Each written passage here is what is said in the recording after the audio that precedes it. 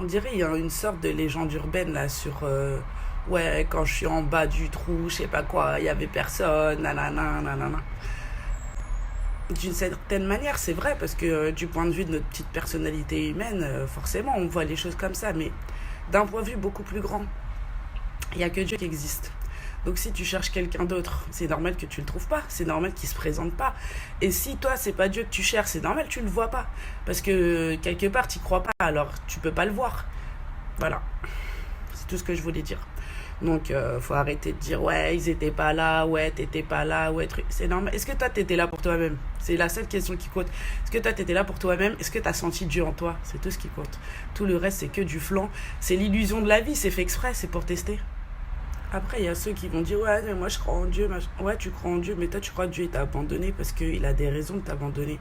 Parce que tu sais que t'as fait des choses et t'es pas très en paix avec, tu vois. Donc tu sais quelque part Dieu va t'abandonner, je sais pas quoi. Après, il y en a, ils sont en paix avec le fait que Dieu va les abandonner, hein, et du coup, ils comptent plus sur les humains. Mais si tu crois que Dieu t'a abandonné, il va t'envoyer aucun humain qui va t'aider.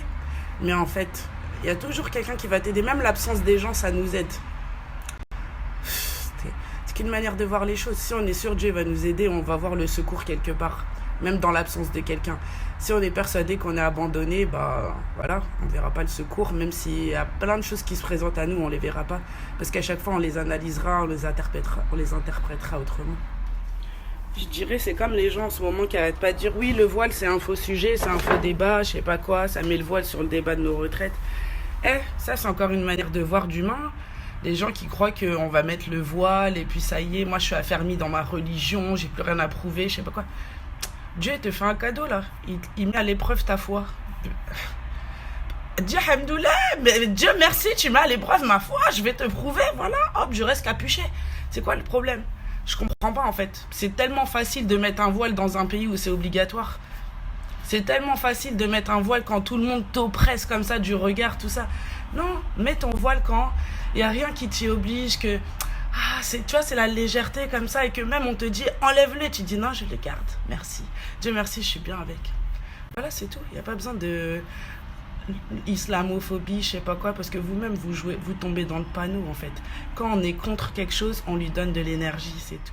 Parce qu'au final, c'est très simple. Est-ce que ce qu'on veut, c'est que les gens ne soient pas islamophobes, ou ce qu'on veut, c'est que les gens soient tolérants vis-à-vis des autres religions que eux ne pratiquent pas ou auxquelles ils ne croient pas? Moi, personnellement, j'aspire à la tolérance. J'aspire pas à lutter contre l'islamophobie, parce que non, j'aurais jamais fini. Il y a l'islamophobie, il y a la christianophobie, il y a la blanchophobie, il y a la négrophobie, il y a la pacatophobie, il y a la jaunephobie, il y a la chinoisephobie. Je sais pas, tu vois, on peut pas se battre contre tout.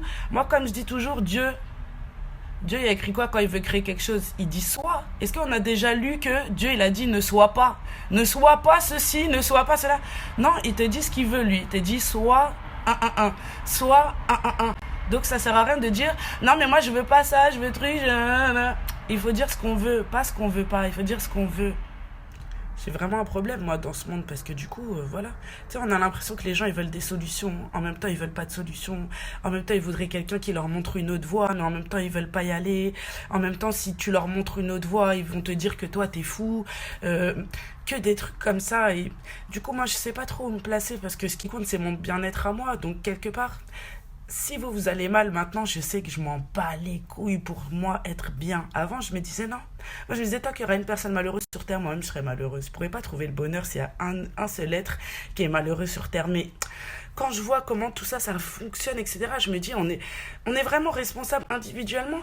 Même celui dont on croit qu'il n'a pas les capacités, il est responsable de son existence, parce que s'il vit ça, c'est pas lié au hasard, il y a une raison derrière, il y a une tellement grande leçon comme ça à mettre en application que Dieu merci quoi. Dieu merci, on est chacun responsable de soi. Il y a une période, je voulais pas trop y croire et tout, hein, mais chacun pour soi et Dieu pour tous. Voilà, c'est le meilleur. Chacun pour soi et Dieu pour tous. Dieu, il est là pour tout le monde. Et voilà, moi, je pense qu'à ça, moi. Dieu, il est là pour tout le monde. Ça veut dire, quand moi, je suis pas là pour quelqu'un, je m'en bats les couilles. Dieu, il est là pour tout le monde. Maintenant, si je sens une inspiration à l'intérieur de moi qui me dit, Jess, vas-y, et que j'y vais pas, Là, c'est différent parce que moi-même, j'aurais rompu ma communication avec Dieu. Mais à partir du moment où j'écoute comme ça les élans de mon cœur, de ma conscience, tout ça, et qui me dit vas-y, vas-y, vas-y, et que j'y vais, voilà, s'il me dit va à l'autre bout du monde alors qu'il se passe un truc ici, moi, je me dirais, j'ai écouté Dieu, moi. Après, on pourra me dire j'ai fui, j'ai écouté Dieu, moi, les gars. Voilà, chacun reçoit ses messages. Dieu parle à tout le monde, mais qui l'écoute? Comment dire, quand j'ai fait mes études de droit, je me suis dit, bah voilà, je fais des études de droit parce que la plus haute autorité, quelque part sur ce territoire, on va dire, c'est la République française. Et donc, c'est la Constitution avec, voilà, toutes les chartes, les droits, les machins qui y sont attachés, les libertés, etc. Mais voilà, ça m'a un petit peu...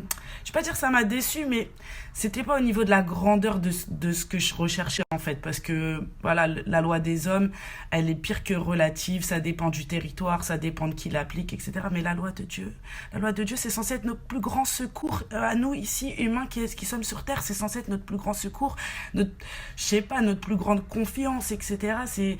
C'est censé être, tu vois, comme les cordes là pour les gens qui font de l'escalade, c'est censé être notre corde quoi. Et je me dis, il y a tellement d'incompréhension dans ce monde que déjà si on pouvait remettre les choses à plat, ça serait bien. Voilà, maintenant je suis pas en train de dire qu'il faut aller en croisade contre les hérétiques, faire le djihad, l'inquisition ou je ne sais quoi. Chacun fait comme il veut.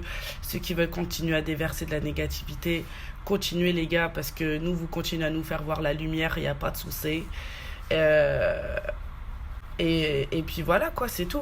Mais parce que moi en fait là je suis en train de penser à des trucs qu'on me dit souvent que en gros je suis arrogante ou je sais pas quoi. Et qu'en gros faudrait que je redescende. Moi comme je dis toujours, personnellement je reste dans ma définition de l'humilité parce que pour moi je serais pas humble si j'étais tout le temps en train de me placer au-dessus en disant que moi je suis une privilégiée, il y a que moi qui peux avoir accès à ce niveau-là, etc. Alors que ce n'est pas le cas. Moi j'invite tout le monde à me rejoindre au plus haut niveau de la Tour Eiffel, il n'y a pas de souci, c'est ouvert pour tous. Mais voilà, d'un autre côté, l'humilité c'est pas tout le temps d'aller plus bas que celui qui est le plus bas quoi. Voilà.